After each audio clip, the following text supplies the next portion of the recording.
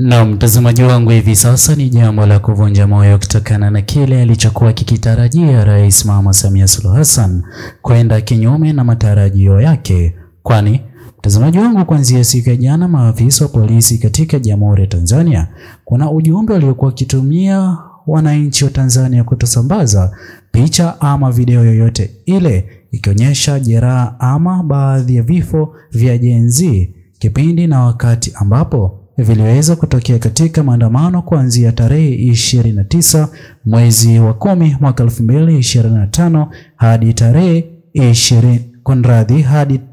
3 mwezi wa 11 baada ya kuapishwa kwake Rais Mama Samia Suluhu Hassan. Mtazamaji wangu, amini usiamini, hatua kali hivi sasa inapangwa kuchukuliwa dhidi ya Rais Mama Samia Suluhu Hassan, jambo ambalo linaonekana ni pigo kubwa na hata huenda ikaweza kumathiri pakubwa katika nafasi yake licha ya kuapishwa kama rais wa 7 wa Jamhuri ya Tanzania. Ila mtazamaji wangu, kabla niweze kukufahamisha zaidi, kwanza kabisa itakuwa vyema iwapo utaweza kuchukua sekunde yako moja kwa wewe hapo kubonyeza maneno yaliyoandikwa subscribe chini ya video hii. Pia ni vyema iwapo utaweza kulike na kushare video zetu ili YouTube moja kwa moja iweze kusuggest video hii kwa wale wote wanaozidi kufuatilia siasa za Jamhuri ya Tanzania. Naam, mtazamaji wangu, vyombo vya habari katika Jamhuri ya Tanzania, baadhi ya vyombo hivyo vya habari kutokana na ushirikiano mwema wa kisiasa walio nao kati yao na serikali ya awamu ya 7 hawajaweza kupeperusha hali halisi iliyotokea wakati na kipindi kwa maandamano. Ila mtazamaji wangu, wananchi waliweza kuchukua jukumu hilo kuonyesha wazi ya kwamba kuna maandamano mazito yaliweza kutokea na hata kusababisha vifo vya Gen Z, hatua ambayo inazidi kuwa gumzo kubwa kwa Rais Mama Samia Suluhu Hassan akiwa na maswali ambapo anatakiwa kuwajibu, hatua ambayo inazidi kumiminia sifa mbaya kwa uongozi. Mtazamaji wangu, kuna jambo lingine ambalo liliweza kushuhudiwa katika maandamano yaliyokuwa yakitokea katika Jamhuri ya Tanzania. Vyombo vya habari East Africa pekee vilivyokuwa vikizungumzia maandamano hayo ni kutoka katika taifa la Kenya, kutokana na uhuru wa habari ulioko kikatiba katika taifa la Kenya, hatua ambayo hivi sasa pia inazidi kuonyesha jinsi gani ambavyo Rais Mama Samia Suluhu Hassan anajutia pakubwa watumiaji wa nguvu kupita kiasi kwa waandamanaji waliokuwa wakiandamana kwa ajili ya kuomba mabadiliko yaweze kufanyika kabla ya uchaguzi huo kukamilika. Vile vile vijana Gen Z kuomba ajira, hasa wakiweka hadharani kwamba wao kuandamana kwao katika mikoa mbalimbali huko Tanzania ni kwa ajili ya ukosefu wa kazi na wangependa kupewa ajira, jambo ambalo viongozi wa serikali ya awamu ya 6 hivi sasa, ikiwa ni serikali ya awamu ya 7, waliweza kupuzilia mbali, kutupilia mbali matakwa ambayo vijana Gen Z walikuwa wakiwasilisha, wao kujali maslahi yao binafsi ya pesa na uongozi, hatua ambayo imeweza kugharimu maisha mengi ya vijana wa Gen Z waliokuwa wakiandamana kwa njia moja ama nyingine. Mataifa ya kigeni wanazidi kuchunguza na hata kupanga kuchukua hatua kali dhidi ya Rais Mama Samia Suluhu Hassan, jambo ambalo huenda likaweza kumathiri kisiasa. Mtazamaji wangu, kwa njia moja ama nyingine, ifahamike kwamba Watanzania hivi sasa hawapo tayari kurudi nyuma kutokana na uchungu wa video na picha wanazozidi kuzisambaza, wakidai ya kwamba lazima walioweza kuaga dunia waweze kupata haki. Ila ikumbuke kwamba waandamanaji hawa waliokuwa kiandamana walikuwa wameweza kubeba bendera ya Jamhuri ya Tanzania. Hakuna silaha yoyote ile waandamanaji hawa walikuwa nayo, ijapokuwa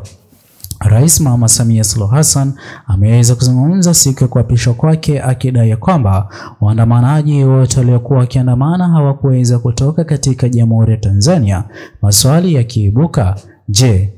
mipaka iliweza kuimarishwa kutokana na uchaguzi mkuu uliokuwa uweze kufanyika? Sasa ni vipi kuhusiana na waandamanaji waliokuwa wakiandamana hawajaweza kutoka katika Jamhuri ya Tanzania? Ama mtazamaji wangu, ni ubaguzi wa kisiasa na kikabila ndipo ambapo imeweza kusababisha Jamhuri ya Tanzania hivi sasa ipo katika majonzi mengi, na hata uongozi mzima wa serikali amesita kutoa tahadhari kwa yoyote yule atakayekuwa akichapisha habari kuhusiana na maandamano ama tukio la kusikitisha lililoweza kukumba vijana Gen Z. Mtazamaji wangu, mataifa ya kigeni yameweza kudhibitisha vifo zaidi ya watu 3,000. Watu hawa hawakuwa na nia, bali wangependa revolution mpya iweze kufanyika, na mataifa ya kigeni hivi sasa yakiangalia sababu ambazo vijana Gen Z walikuwa wakiandamana. Ni kweli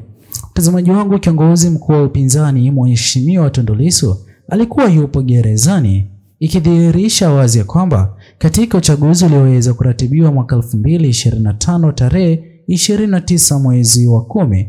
Rais Mama Samia Suluhu Hassan hakuwa na mgombea yoyote yule wa urais ama mpinzani wa kisiasa katika nafasi ya urais, bali aliweza kujipitisha yeye kupitia njia ya kuzuia viongozi wawili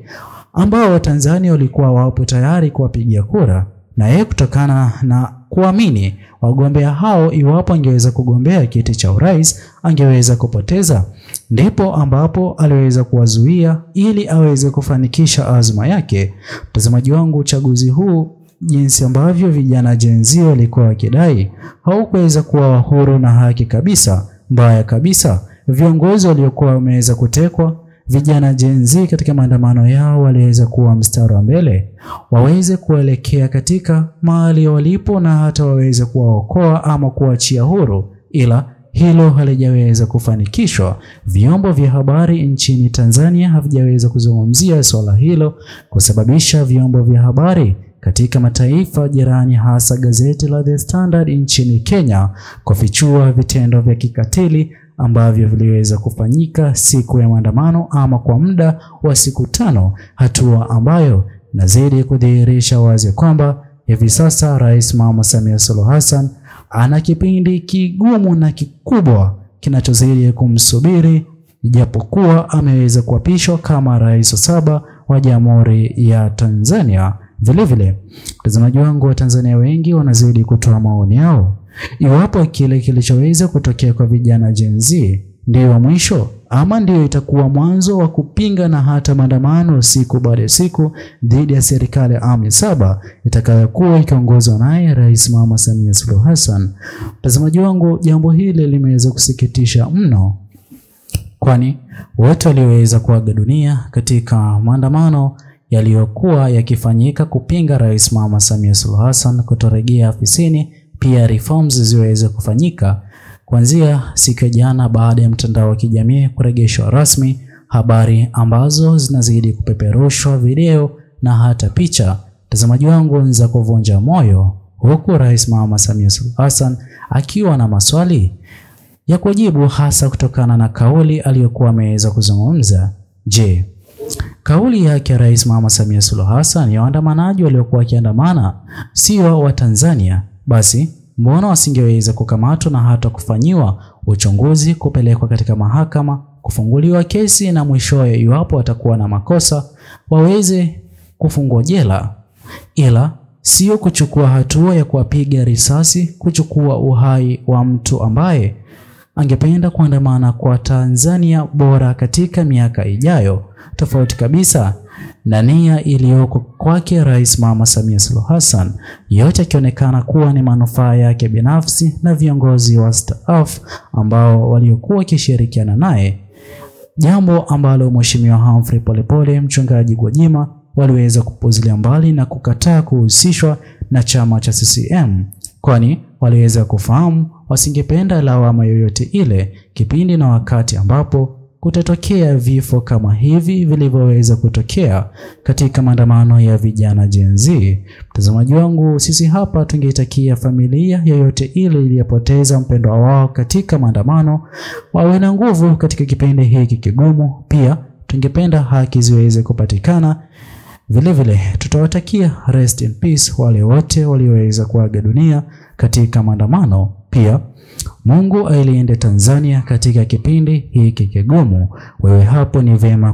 kwa wewe kutoachia maoni yako katika uwanja wa comment section. Usisahau kusubscribe, like, comment na kushare video zetu. Bye bye until the next video.